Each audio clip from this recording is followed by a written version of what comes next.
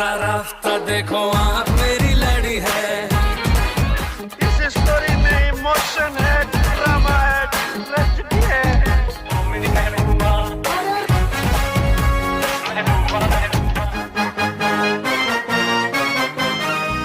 ऐ भारत माँ तेरे चरणों में शीश चढ़ाने आए हैं, जितनी भी अपने पास बची वो सांस चढ़ाने आए हैं। ये जान हथेली पर लेकर कुछ कर दिखलाने आए हैं, है कफन का नापा जेबों में हम मर मिट जाने आए हैं। नमस्कार, मैं हूँ राम अवतार और आप देख रहे हैं थोड़ी फिल्म थोड़ा म्यूजिक। अब तक तो आप समझ ही चुके होंगे कि आज का हमारा यह एपिसोड साल 1992 में आई बेहद ही लोकप्रिय देशभक्ति फिल्म तहलका पर केंद्रित है। शांत केतन फिल्म्स के बैनर तले इस फिल्म का निर्माण किया था केसी शर्मा ने तथा इसके निर्देशक थे अनिल शर्मा।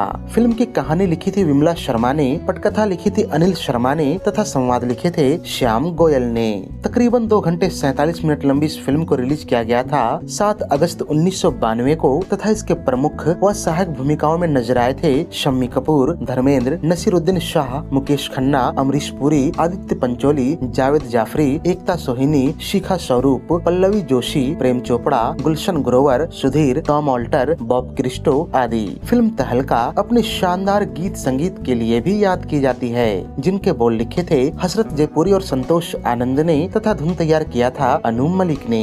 फिल्म के ओरिजिनल साउंड ट्रैक में कुल 9 गाने रखे गए थे, जिनके बोल है मेरी छतरी के नीचे आजा, शोम शोम शोम शामो शासा, इया ओ, जैक एंड जिल, आपका चेहरा आपका जलवा, गरम धर्म अजी कैसी शर्म और दिल दीवाने का डोला के 3 वर्जन। फिल्म के इन गीतों में अपनी आवाज दी थी अनवर, मोहम्मद अजीज, सुदेश भोसले, कुमार सानू, अनुराधा पौडवाल, अनु मलिक, बाबला मेहता, अमरीश पुरी और अभिजीत भट्टाचार्य ने। चलिए अब जान लेते हैं इस फिल्म से जुड़ी 20 खास अनसुनी बातें। फैक्ट नंबर 1, फिल्म तहलका साल 1992 में सर्वाधिक कमाई करने वाली फिल्मों के 5वें स्थान पर रही थी। इसका कुल बजट था तकरीबन 3 करोड़ रुपए तथा इसने बॉक्स ऑफिस पर 5 करोड़ 75 लाख रुपए कमाए थे। इस लिहाज से फिल्म को हिट घोषित किया गया था। इस साल कमाई के मामले में पहले स्थान पर रही फिल्म बेटा, जिसने 13 करोड़ रुपए कमाए और ब्लॉकबस्टर कहलाई। दूसरे स्थान पर रही फिल्म दीवाना, जिसने 7.25 करोड़ रुपए कमाए और सुपरहिट कहलाई। तथा तीसरे स्थान पर रही फिल्म खुदा गवाह, जिसने 6 करोड़ रुपए कमाए और यह बिलो एवरेज रही। फैक्ट नंबर 2, फिल्म तहलका की मूल कहानी व कई दृश्य 2 हॉलीवुड फिल्मों से प्रेरित नजर आते हैं। ये फिल्में हैं साल 1961 में आई ग्रेगोरी पेक, डेविड न्यूमेन और Anthony Quinn starrer the guns of Navarone, और साल 1968 में आई क्लिंट ईस्टवुड, रिचर्ड बटन और Mary Ure starrer where eagles dare. जानकारी के लिए बता दूं कि तहलका के अलावा साल 1988 में आई मिथुन स्टारर फिल्म कमांडो ने भी वेयर ईगल्स डेयर से प्रेरणा ली थी। दरअसल फिल्म कमांडो में जो आप पहाड़ों पर बने अमरीश पुरी का अड्डा और रोपवे सीक्वेंस देखते हैं, ऐसा ही कुछ दृश्य वेयर ईगल्स डेयर में भी देखने को मिलता है, जहाँ फिल्म के हीरो रिचर्ड बटन और क्लिंट ईस्टवुड मैरी योर को ठीक उसी तरह बचाते हैं जैसा कि मिथुन और हेमंत बिरजे फिल्म कमांडो में मंदाकिनी को बचाते हैं। फैक्ट नंबर 3, फिल्म तहलका की शुरुआती स्टार कास्ट ऐसी नहीं थी। दरअसल इसमें मुकेश खन्ना वाली भूमिका के लिए रजनीकांत को, नसीरुद्दीन शाह वाली भूमिका के लिए सनी देओल को, आदित्य पंचोली वाली भूमिका के लिए संजय दत्त को और जावेद जाफरी वाली भूमिका के लिए शक्ति कपूर को अप्रोच किया गया था। वैसे अगर इस फिल्म में नसीरुद्दीन शाह के जगह पर सनी देओल को साइन कर लिया जाता तो एक ही फिल्म में धर्मजी और सनी देओल को देखना लोगों के लिए बेहद मनोरंजक होता। खैर, लोगों की यह ख्वाहिश भी अगले साल 1993 में फिल्म क्षत्रिय के रूप में पूरी हुई, जहां ये दोनों पिता पुत्र की भूमिका में नजर आए थे। फैक्ट नंबर 4, फिल्म के लोकप्रिय गीत दिल दीवाने का डोला को शुरू में सुरेश वाडकर, अनुराधा पौडवाल और बाबला मेहता की आवाज में रिकॉर्ड किया गया था, लेकिन उन दिनों बढ़ रही कुमार सानू की लोकप्रियता ने सुरेश वाडकर का खेल बिगाड़ दिया और मेकर्स ने उनके जगह पर वही गीत कुमार सानू से डब करवा दी। हाँ, इस पूरे प्रक्रम में अनुराधा पौडवाल और बाबला मेहता की आवाज गाने में बनी रही। इसके अलावा फिल्म के एक अन्य गीत आपका चेहरा आपका जलवा को शुरू में कविता कृष्णमूर्ति और मोहम्मद अजीज की आवाज में रिकॉर्ड किया गया था, लेकिन इस बार गाने से हटने की बारी कविता कृष्णमूर्ति की रही, जिनके जगह पर अनुराधा पौडवाल की आवाज का इस्तेमाल किया गया। फैक्ट नंबर 5, फिल्म के क्लाइमेक्स का वो सीक्वेंस तो आपको याद ही होगा जिसमें धर्मेंद्र अमरीश पुरी की चोटी पकड़कर घुमाते हैं और बाद में उन्हें आग के हवाले कर देते हैं। इस दृश्य के संबंध में मुकेश खन्ना बताते हैं कि अनिल शर्मा को ऐसा करने का आइडिया धर्म जी ने ही दिया था, लेकिन जब ये बात अमरीश पुरी को पता चली तो वो भड़क गए और कहा कि सिर के पीछे चोटी बड़ी मुश्किल से फिक्स की जाती है और अगर उसे खींचा जाएगा तो तुरंत ही निकल जाएगा। अमरीश पुरी की चिंता तो जायज थी, लेकिन अनिल शर्मा धर्म जी को मना नहीं कर पाए और जो ही शूटिंग शुरू हुई अमरीश पुरी का डर सही साबित हुआ। ऐसे में सीन को पूरा करने के लिए धर्म जी ने एक हाथ से चोटी पकड़ी तथा दूसरा हाथ अमरीश जी के सिर के पीछे रखा ताकि निकली हुई चोटी दर्शकों को न दिखे।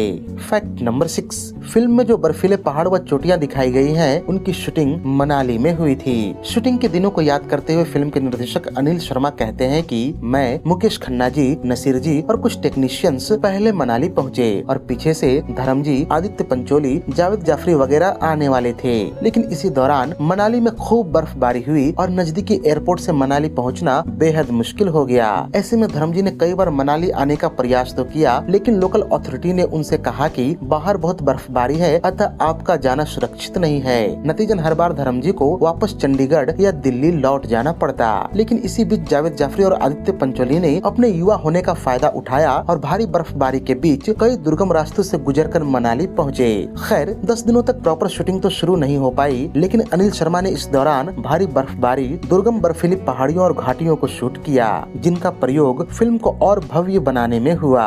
फैक्ट नंबर 7, अनिल शर्मा बताते हैं कि मनाली में शूटिंग से पैकअप के बाद अक्सर एक्टर्स महफिल जमाया करते थे, जिसमें धर्म जी की मुख्य भूमिका होती थी। इस महफिल में तकरीबन शूटिंग पर उपस्थित हर कलाकार भाग लेता सिवाय मुकेश खन्ना जी के। जैसा कि आप जानते हैं कि मुकेश जी आजीवन शराब से दूर रहे, अतः वो शूटिंग के बाद अपने कमरे में चले जाते। अनिल कहते हैं कि इस बात पर हम मुकेश जी से हंसी मजाक भी कर लिया करते थे और उन्हें कहते कि आप भी कहीं असल जीवन में भीष्म पितामह तो नहीं बन गए हैं। आपके जीवन में न तो कोई नशा और न ही कोई महिला मित्र है, कहीं आप में कोई शारीरिक कमी तो नहीं है। इस पर हंसते हुए मुकेश जी जवाब देते कि जीवन में आनंद प्राप्त करने के और भी तरीके हैं और मैं उन्हीं में खुश हूँ। फैक्ट नंबर 8, जिन दिनों मनाली की पहाड़ियों में फिल्म तहलका की शूटिंग चल रही थी, ठीक उन्हीं दिनों नीचे कुल्लू में सुभाष घई की फिल्म सौदागर की भी शूटिंग हो रही थी। मुकेश खन्ना जो दोनों फिल्मों में काम कर रहे थे, अतः वो मनाली से उतरकर कुल्लू तक शूटिंग करने के लिए बहुत ही मुश्किल से पहुँचते।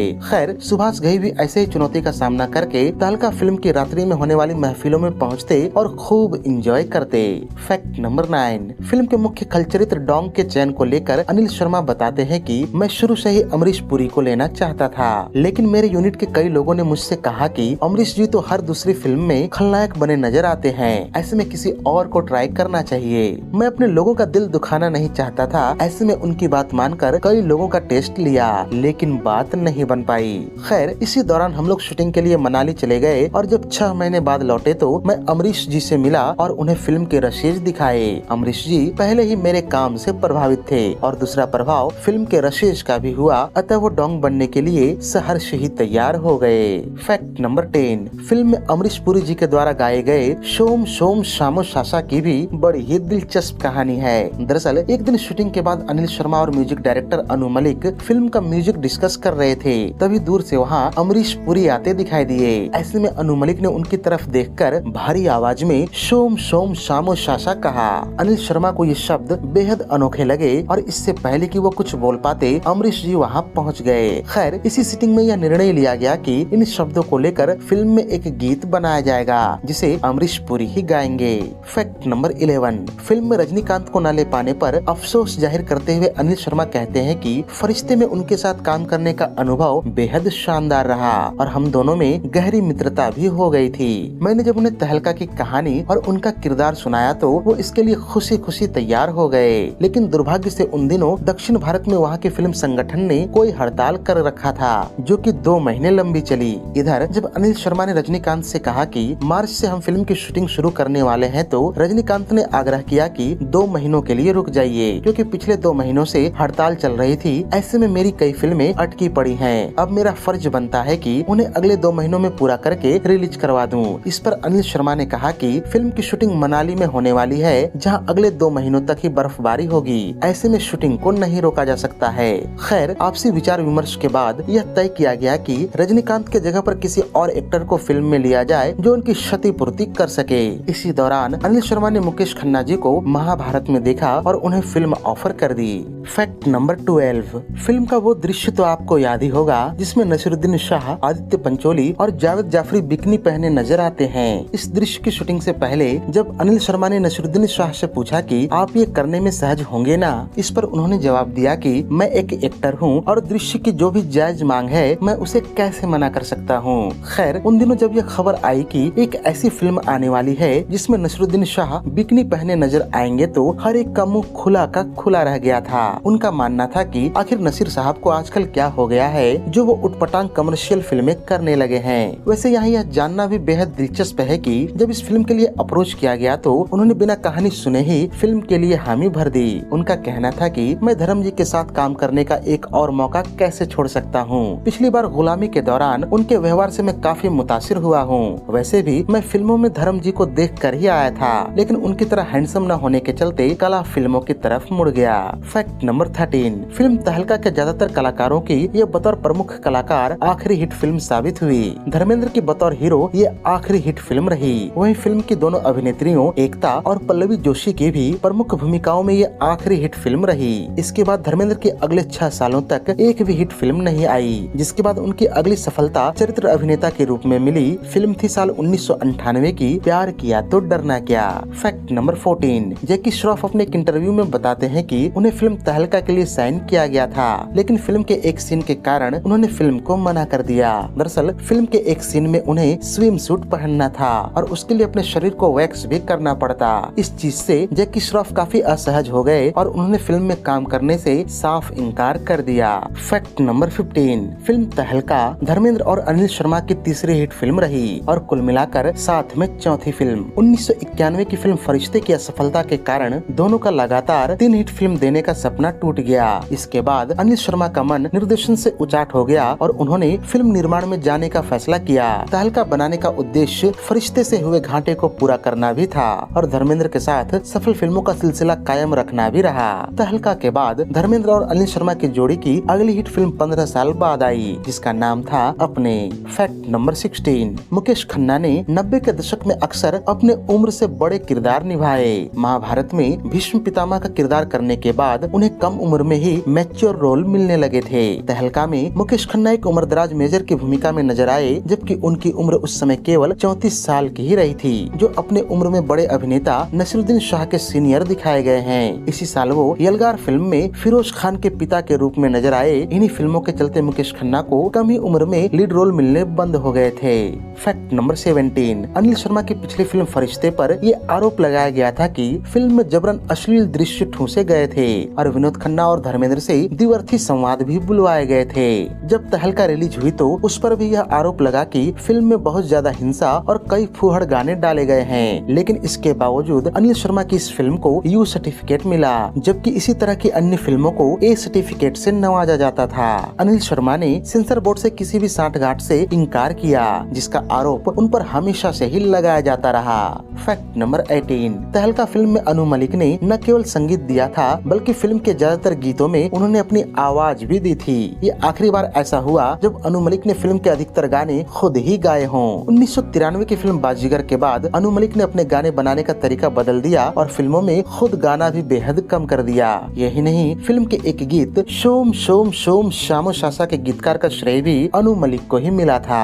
फैक्ट नंबर 19, फिल्म तहलका में मुकेश खन्ना के विकलांग होने वाले दृश्य शोले में ठाकुर के हाथ कटने वाले दृश्य से बेहद मिलता जुलता था। जहां शोले में गब्बर पुलिस इंस्पेक्टर ठाकुर के हाथ काटकर खुद को पकड़वाने का बदला लेता है, वहीं तहलका में बच्चों को छुड़वाने का बदला Dong army officer Mukesh Khanna के पैर काट कर लेता है। साथ ही दोनों फिल्मों में इनके साथियों को इनकी विकलांगता का पता बहुत बाद में चलता है और कहानी फ्लैशबैक में सुनाई जाती है। यहाँ गौरतलब ये भी है कि शोले और तहलका दोनों फिल्मों में मिशन पूरा करने के लिए धर्म जी को ही चुना जाता है। फैक्ट नंबर 20, तहलका फिल्म में एक खास बात ये भी थी कि फिल्म में शम्मी कपूर और पल्लवी जोशी जैसे कलाकार जो आमतौर पर सकारात्मक भूमिकाओं में नजर आते थे, उनके किरदार इस फिल्म में नकारात्मक या ग्रे शेड में लिए हुए थे। वहीं गुलशन ग्रोवर और प्रेम चोपड़ा जैसे कलाकार जो अक्सर खलनायक के रूप में नजर आते थे, उन्होंने इस फिल्म में सकारात्मक भूमिकाएं निभाई थी।